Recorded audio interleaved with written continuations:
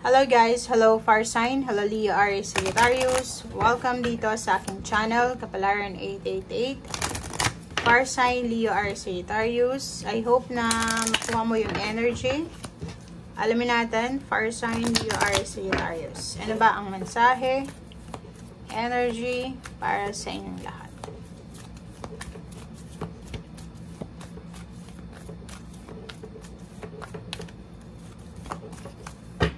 Okay, fire sign.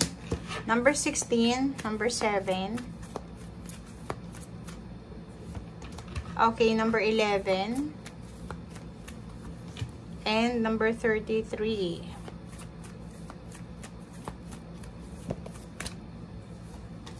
Okay, distant horizon. Fire sign, Leo, Aries, Sagittarius. Wow. So, nakikita natin dito na posible may nag-iisip sa'yo. Pwedeng sa araw na ito, in a relationship ka ba? Or parang, pwedeng parents lang, siblings, or kung ano pa man. Nakikita natin na nag-iisip. May nag-iisip sa'yo. Or pwedeng ikaw, nag-iisip ka para sa kapamilya mo, or sa kung ano pa man. May financial concern dito. So, ibig sabihin yan, may iba sa inyo dyan, Fire sign, Leo, Aries, Sagittarius, na yung iniisip nyo is problema. Pwedeng may iniisip kayong problema, it's either financial problems or emotional problems or relationship problems. If ever then, na nasa ibang bansa ka or pwedeng nasa long distance relationship or family, nakikita natin dito na may homesickness na nararamdaman is either you or the other person or other side or other party. Okay? And, may iba din sa inyo dito, Fire sign, Leo, Aries, Sagittarius, na iniisip nyo na maging source of luxury is yung pagtatrabaho sa ibang bansa. So, yun ang nakikita natin dito.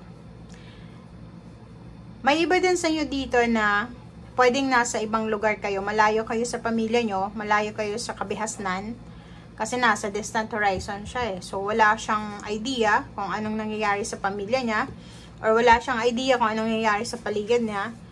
And, parang wini-wish niya, lalo na yung nangangailangan ng financial help or financial luxury or abundance. Iniisip niya yung sudden wealth. Diba? Parang gusto niyang manalo sa loto, makapag-accumulate ng lump sum of money. And, possible to kasi may manifestation dito eh, 'di ba? So, pwedeng ikaw 'yan or the other person or kakilala mo, pwedeng sa araw na ito manalo sila sa loto or manalo sila sa sudden wealth kasi ano lang siya eh, mabilis, unexpected na flow ng money na hindi mo alam kung saan galing yung money.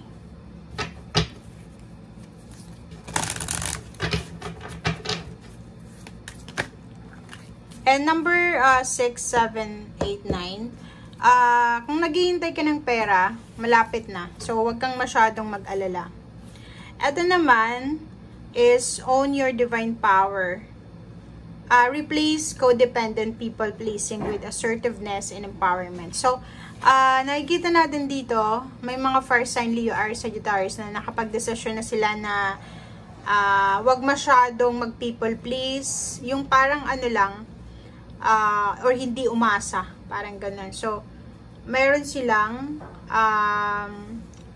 parang anong tawag dito, realization. May realization sila sa araw na ito na kailangan nilang mamuhay alone or kailangan nilang maghanap ng diskarte, depende sa kung ano yung kakayanan nila.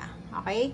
So, empowerment, you're empowered today. Parang sinasabi ng baraha sa'yo na makakaramdam ka ng confidence sa araw na ito na lahat ng gusto mo ay pwede mong ma-accumulate or lahat ng gusto mo ay pwede mong makuha. Okay? Revealing your true self. So, dito naman, sinasabi na yun, magiging mas totoo ka sa sarili mo. Diba? Parang, yun nga, nakapag-desisyon ka na parang hindi ka na magiging tulad ng dati na people please yung mga tao. gagawin mo kung anong gusto mo. So, dito, mas magiging totoo ka sa sarili mo. Kung ayaw nila sa'yo, ayaw mo din. So, nakikita ko sa'yo dito na mas gugustuhin mo pang mapag-isa kaysa makisama doon sa mga taong wala namang concern sa'yo. Purification and detoxification. So, yun, it's time to release physical and mental, emotional, energetic toxins from your life. So, financially, emotionally, or spiritually, sinasabi ng baraha sa'yo na yun, pwedeng sa araw na ito nakapag-desisyon ka na umalis na sa dati mong bisyo, kung may bisyo ka, umalis sa dati mong mindset, mga unhealthy habits, unhealthy emotions, and ang dami-dami mong marirealize sa araw na ito. Okay? Parang gusto mong maging pure, and gusto mong maging malinis, parang ganon.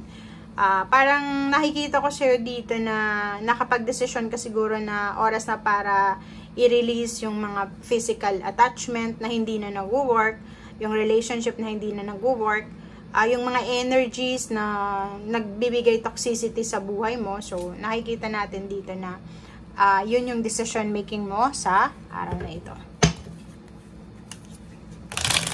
Parang bagong fire sign you are, Sagittarius. Parang yun yung decision making mo ngayon.